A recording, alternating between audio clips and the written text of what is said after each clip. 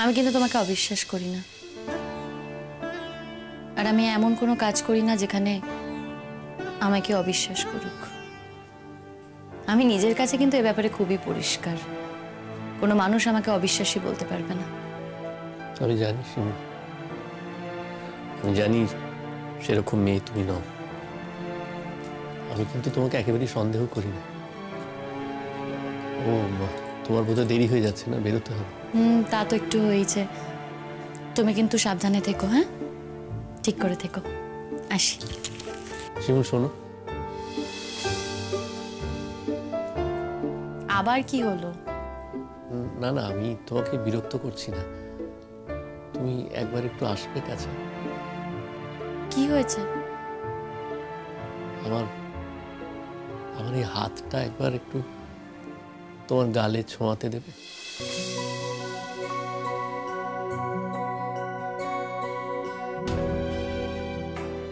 তাতে কি হবে?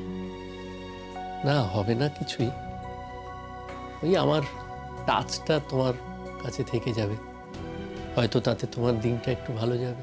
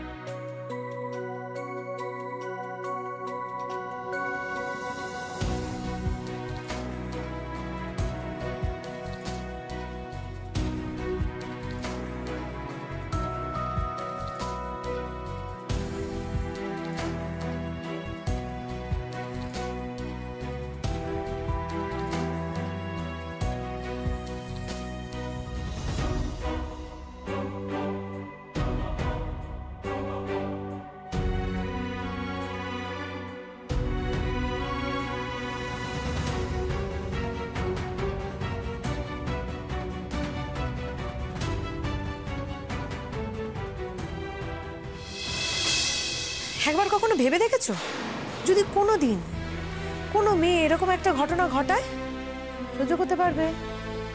পারবে সহ্য করতে? অথচ তুমি কিন্তু এক্সপেক্ট করছো যে তুমি এই ঘটনাটা ঘটাবে এবং তার সঙ্গে সঙ্গে আমাকেও এই বাড়িটাতে শুধু তুমি বলেছো বলে, তোমার ভালো লাগবে বলে, এখন তুমি ইমোশনাল হয়ে পড়ছো বলে আমাকে এই বাড়িতে থাকতে হবে। বাহ, অসাধারণ! কি ভাবছো বলো দেখি, কি ভাবছো? পুরুষ হয়ে জন্মেছো বলে পুরো পৃথিবীটা কিনে নিয়েছো নাকি? পায়ের তলায় থাকবে মেয়েরা তোমাদের, দাসীবৃত্তি করবে সারা জীবন, তোমাদের সংসার ঠেলবে? সেসব দিন আর নেই, সেসব দিন বহু আগেই চলে গেছে। দেখছো না সুচরিতার দিকে? সারা জীবন ইন্দ্রদা চোখ ফিরিয়েও দেখলো না, পাত্তাই দিল না, খোঁজ খবর নিল না, বাচ্চাটার অবধি না। শেষ জীবনে কি হলো? সেই সুচরিতাদির কাছে এসেই সুসুর করে ভিড়তে হলো। হলো তো? সুচরিতাদি তো ভালো মানুষ, একেবারে ওই শেষ কটা দিনে গলে গেল, দরদ উতলে পড়লো, সেবা যত্ন করে ইন্দ্রদাকে। বাবা, আমি কিন্তু আবার সেটা নই, জানো তো? আমি কিন্তু সেরকম মেয়ে নই, নিশ্চয়ই চেনো। তোমায় যখন ভালোবেসেছি আমি তোমাকে তখন 100% ভালোবেসেছি, আমার 100 ভাগ দিয়ে তোমাকে আমি ভালোবেসেছি চন্দন। কিন্তু আজ যখন তুমি আমাকে এত বড় ঠকিয়েছো, এত বড় বিশ্বাসঘাতকতা করেছো, তখন যখন তোমাকে ছেড়ে চলে যাওয়ার সময় এসছে না, তখন আমার 100 ভাগ এই বাড়িতে রেখে দিয়ে আমি চলে যাব, জাস্ট চলে যাব। আমার কিচ্ছু যায় আসে না, আমার কিচ্ছু যায় আসে না। তোমার ইমোশন হেন তেন আমার জাস্ট কিছু যায় আসে না। আর এমনিতেও আমার কি আছে? আমার তো কোনো পিছু টান নেই, বাচ্চা কাচ্চা নেই, কিচ্ছু নেই, কোনো পিছু টান নেই। চলে যাব, দেখবো নিজের মতো করে কি করা যায়। শোনো, যার কপালে সুখ নেই তার সুখ নেই। দেখি না, ভবিষ্যতে যদি কোনোদিন ঈশ্বর কপালে সুখ লিখে থাকেন তাহলে আবার সুখ পাবো, যদি না পাওয়ার হয় তাহলে পাবো না। যদি কখনো নিজের চেষ্টায় সফলতা পাই তাহলে পাবো, না পাওয়ার হলে পাবো না। ঠিক আছে, সবটা ওকে। কিন্তু এই মুহূর্তে তোমার কাছ থেকে মুক্তিটা আমার ভীষণভাবে চাই, ভীষণভাবে চাই। এই বন্ধনটা আমি আর রাখতে চাই না গো, আমার দম বন্ধ হয়ে আসছে। প্লিজ সইটা করে দেবে, প্লিজ।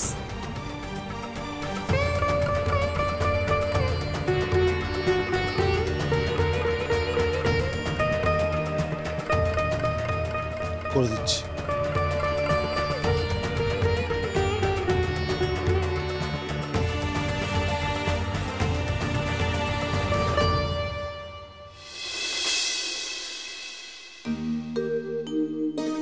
জীবনে না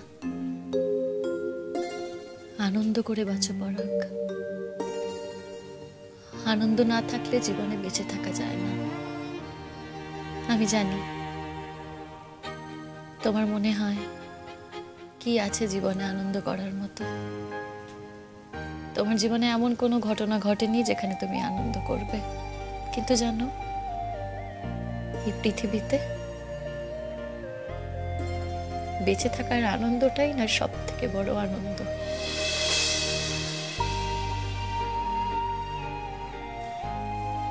বিশ্বাস করো তো কথাটা।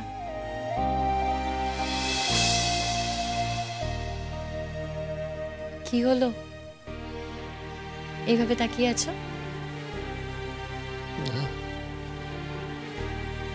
তাই দেখছি। কি দেখছো?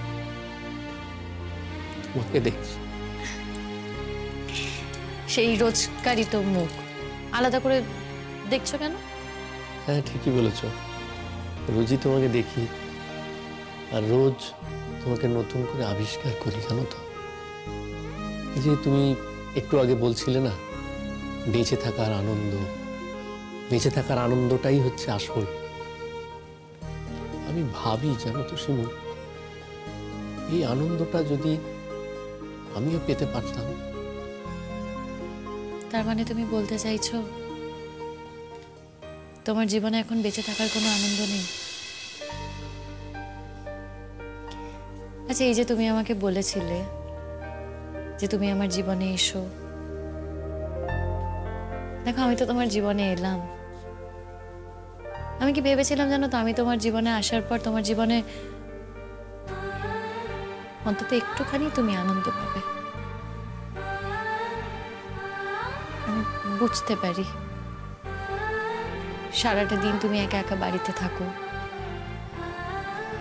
মাও তো আছে বাড়িতে। না, সবকিছু নয় শিমু। তাহলে কি? ভীষণ অপরাধ বোধ হয়, জানো তো। যা যা করেছি আমি একসময়, তার জন্য খুব অপরাধ বোধ হয়। দেখো, এখন এসব কথা ভেবে তো কোনো লাভ নেই। তুমি তো আর এখন ওসব কাজের মধ্যে নেই।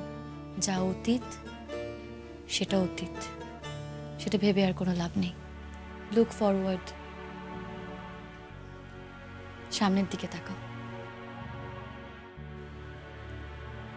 সবাই তো তোমার মতো স্পিরিট নিয়ে জন্মায় না শিমু। সেরকম স্পিরিট নিয়ে যদি জন্মাতো সবাই, তাহলে পৃথিবীতে এত অশান্তি, এত হাহাকার, এত না পাওয়া, এত মন খারাপ কিছুই থাকতো না। আর আমার কথা, আমার তো একেবারেই তোমার মতো স্পিরিট নেই। তুমি আর আমি দুটো আলাদা মানুষ শিমু, ভুলে যেও না তুমি। আলাদা হলেও আমরা কোথাও একটা এক।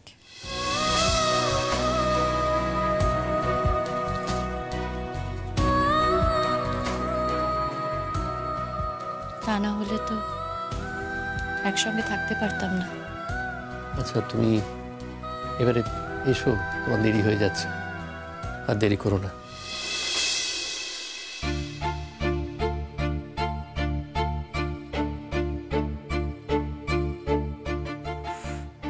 আমার না এত সময় নেই, কিন্তু প্রত্যেক মানুষই নিজের নাম লিখতে খুব ভালোবাসে।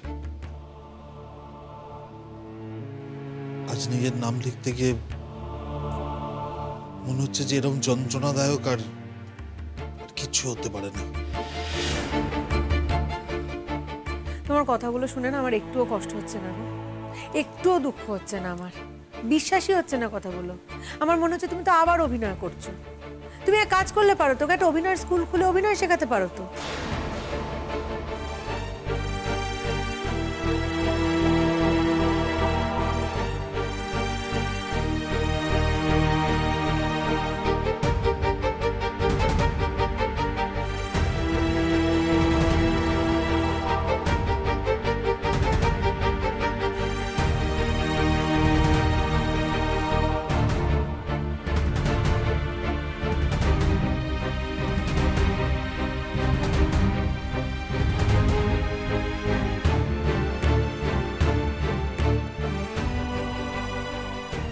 তোমার সামনেই সই করে দিলাম। মিউচুয়াল ডিভোর্সের জন্য যা যা ফর্মালিটি হওয়া প্রয়োজন সবকিছু হয়ে গেল। এবার দিয়ে দেবো কালকে লয়ারকে আমি। একটা দিন একটু সময় দিও, একটা দিনেরই তো কাজ, ডিলে করো না প্লিজ। আশা করছি তোমার সঙ্গে আমার সমস্ত কথা এখানেই শেষ। ডিভোর্সটা হয়ে গেলে আর কোনো দিন কোনো সূত্রে কোনোভাবেই আমার সাথে যোগাযোগ করার চেষ্টা করবে না। তুমি মানুষটা, তোমার মুখ আমি যত তাড়াতাড়ি সম্ভব ভুলে যাওয়ার চেষ্টা করব। যে অপমান, যে বিশ্বাসঘাতকতা তুমি আমাকে দিয়েছো, সেখান থেকে যত তাড়াতাড়ি আমি বেরোতে পারবো ততই মঙ্গল। সেখান থেকে বেরিয়ে না আসতে পারলে আমার তো কোনো কনফিডেন্সই আসবে না। আমি নতুন করে কিছু করতে পারবো না। আমাকে তো কিছু একটা করতে হবে, আমাকে তো বাঁচতে হবে কিছু একটা করে। লেখাপড়া যা শিখেছিলাম তাতে তো কবেই জং পড়ে গেছে।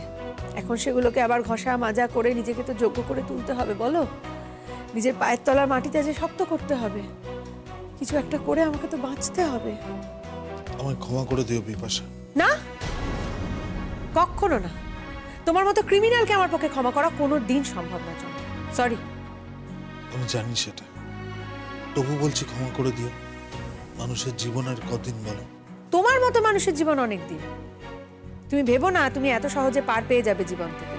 এত সহজে তোমার মুক্তি হবার নয়। তোমার মতো মানুষেরা এই যে সুখের জীবনটা ভোগ করে নিলে তারপরে দুঃখটাও তো ভোগ করতে হবে, ফেস করতেই হবে। না, অভিশাপ আমি তোমাকে দিচ্ছি না, আমি কখনো দেবও না। কিন্তু এগুলোই ঘটে, জানো তো, এগুলোই ঘটে থাকে। তাই বলছি, আজকের দিনটা কিন্তু শুধু নয় চন্দ্র, আগামী দিনগুলোর কথা ভেবো। যে দিনগুলো তোমার জীবনে আসতে চলেছে সেই দিনগুলোর কথা ভেবো। সেদিন তো নিজের মুখোমুখি একদিন দাঁড়াতে হবে। সেদিন তুমি বুঝতে পারবে কতটা পাপ, কত বড় অন্যায়, কত বড় বিশ্বাসঘাতকতা তুমি আমার সাথে করেছিলে। শাস্তি তোমাকে পেতেই হবে, কেউ ছেড়ে দেবে না। আসি।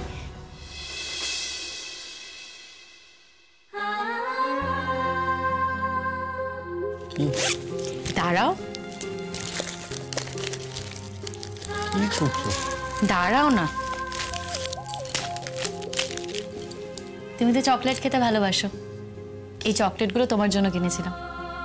না কি বলো? শোনো, 4টে দিয়ে গেলাম, এর থেকে বেশি নেই।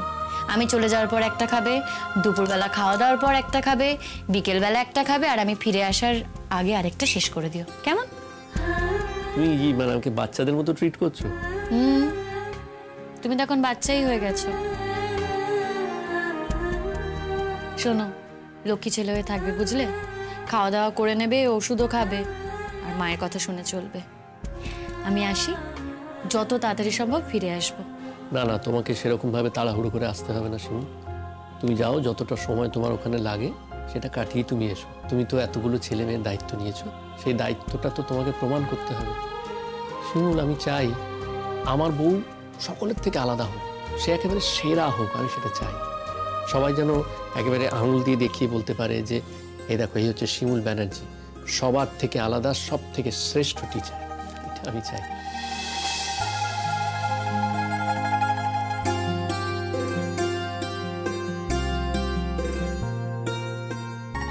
আর আমি চাই আমার বউ এগুলো অর্জন করুক তার পড়ানোর জন্য, তার গুণের জন্য। হ্যাঁ, এটার মধ্যে তোমার অনেক শত্রু তৈরি হবে, সেটাও আমি জানি, কিন্তু শত্রুদেরকে কিভাবে মিত্র করে নিতে হবে সেটাও যে আমার বউ জানে, তাই না? হয়েছে? এবার আমি আসি, দেরি হয়ে যাচ্ছে কিন্তু। এসো।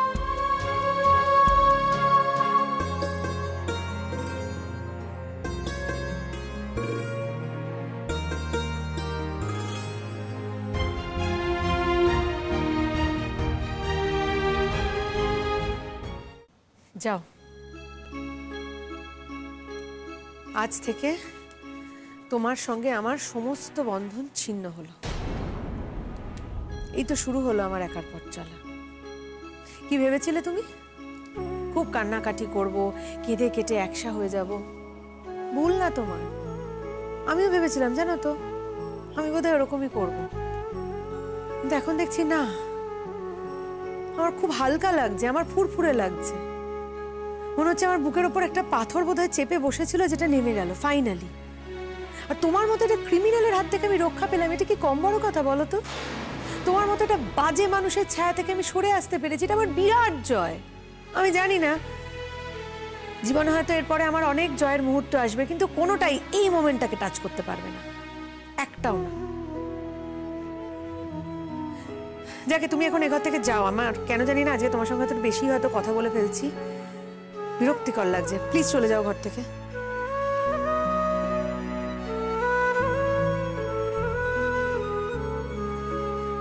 আমি চলে যাচ্ছি বিপাশা।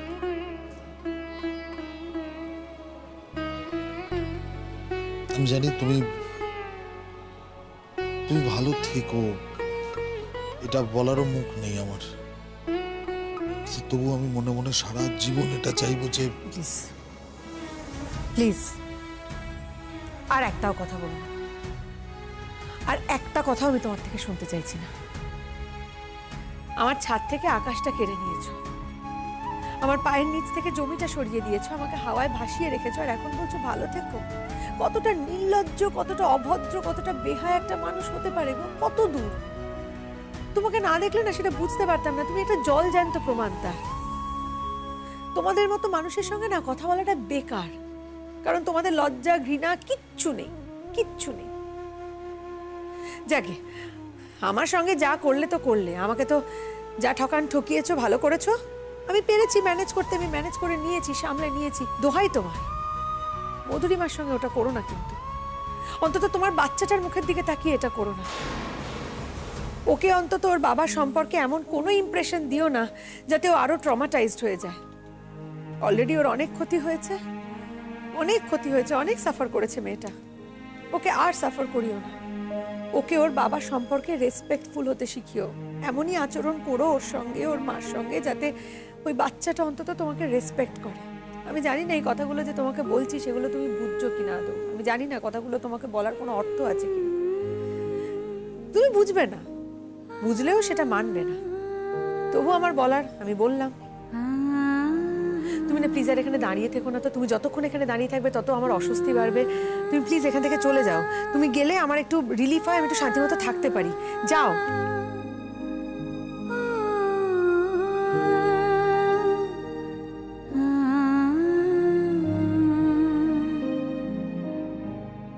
কার কাছে কই মনের কথা, কার কাছে কই মনের কথা।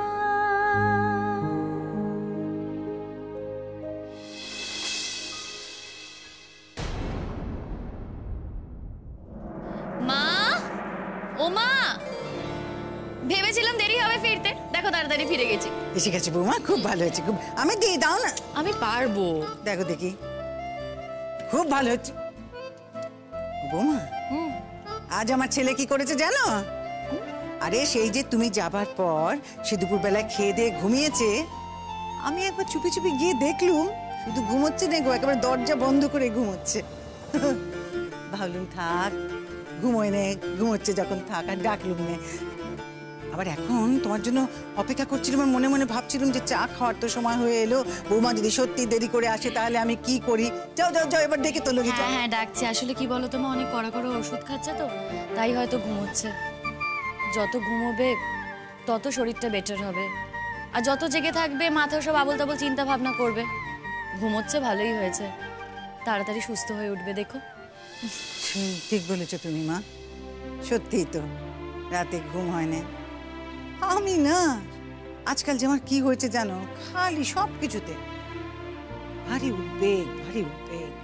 আমি গেলুম তো, গিয়ে দরজাটা তো ধরো আবজানো আছে, মানে ওই ধাক্কা মারলে খুলে যাবে, সাহস করলুম না খুলতে। হ্যাঁ গো, আসলে ভেজানো দরজাটা খোলার সাহস আমার নেই, এমন উদ্বেগ হয়েছে আজকাল। খালি মনে হয় যে কি জানি। ঠিক আছে মা, আমি ওপরে গিয়ে দেখছি। মা তুমি নিজে ঠিকমতো খাওয়া দাওয়া করেছিলে? জীবন তো বাঁচতে তো হবে, পেটে দুটি দিতেই হবে, না খেয়ে কি করবো বলো? খেয়েছি গো। বলছি তোমার ছোট ছেলে এসেছিল নাকি? না, আজ আর সে আসেনি। শুনলাম যে দিন কয়েকের মধ্যেই নাকি সে তার বউকে নিয়ে বাড়িতে ঢুকে যায়। ওই পাড়া প্রতিবেশীদের কাছে শুনলাম আর কি। তারা তো এই কথাও বললে যে ছেলের বউ নাকি জামিন পেয়ে যাচ্ছে, সে খবর নাকি কাগজেও বেরিয়েছে। তাই? তাই গো বৌমা, ছেঁচে ছেঁচে ছেঁচে কি দিনকাল পড়লো বলো দেখি বৌমা। আর এই বাড়িটাকে তারা সব কি বানিয়ে ফেলবে। ও কি কথা, এ বাড়ির খবর এখন বাড়ির লোকেরা জানে না, পাড়ার লোকেদের কাছে গিয়ে জানতে হবে। কি আর করা যাবে, কপালে যা ছিল হয়েছে। আমি ওপরে যাই। তুমি গিয়ে পরাগকে ডেকে বসো, আমি তোমাদের দুজনের চা নিয়ে এক্ষুনি আসছি। দাঁড়াও। দাঁড়াও মানে? এগুলোই খুব খারাপ লাগে। আমি এসেছি তুমি চা করবে? আমি চা করব, আমি যাচ্ছি তোমার ছেলের ঘরে, এসে চাটা আমি করব। দাঁড়াও। আরে আরে কি বলিও, কি কথা? আমি কি এখন খেটে খুটে এলুম যে আমি চা করবো না? খেটে খুটে এলে তো তুমি। এরপরে যেই সন্ধে হবে অমনি ওই ফ্রিজ থেকে সমস্ত খাবার বার করো রে, একে একে তাকে গরম করো রে, সবাইকে বেড়ে বেড়ে দাও রে, টেবিল মোছো রে, বিছানা করো রে, সবই তো তুমি করবে। তাইলে আমি কি করব? আমি অন্তত এখন চাটা করি, আর আমি তো তখন ওই যে এক কাপ চা নিয়ে গিয়ে টিভির সামনে বসবো, ব্যাস আমার তো হয়ে গেল। আর তো আমি কি উঠতেই পারবো না। তুমি তো রোজ তাই করো গো। তুমি ওই সময়টায় বিকেল বেলা চা খেতে খেতে আয়েশ করে টিভি দেখো না?